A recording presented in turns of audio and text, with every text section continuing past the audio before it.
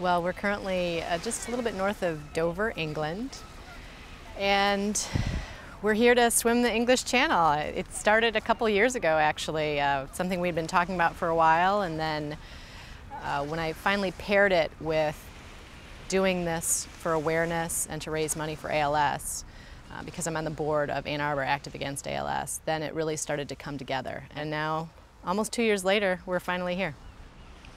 I do think that for the last 4 or 5 months, the English Channel swim has been more of a distraction to not think about my cancer and to get through the cancer treatment, as opposed to being a reality.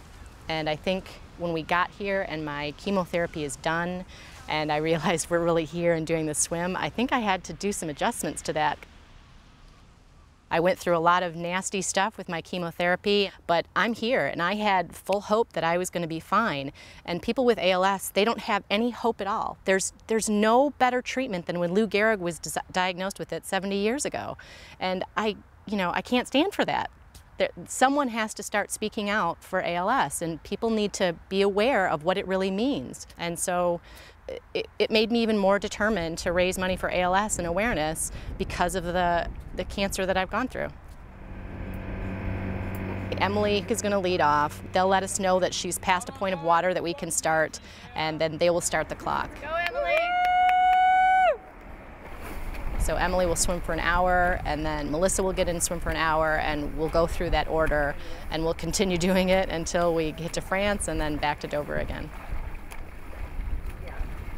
You know, when people say that what I'm doing is inspiring, it makes me feel very uncomfortable.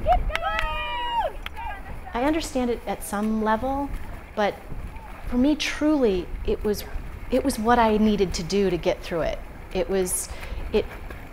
The swim was so much bigger than the cancer, and that I wanted to allow the cancer to be. And so this swim really was perfect timing because it allowed me to be inspired by something greater than just something I was going through, and help other people at the same time, and it made the cancer seem so small and insignificant.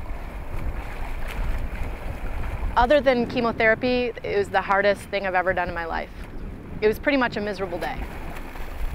My third and final swim was the most challenging for me. It took everything I had to jump in that water, and I gave everything I had, and we set a world record. Oh my God, we have a world record! And when we heard that we had made it, it was crazy, and all my terrible feelings of, physical tiredness all kind of disappeared.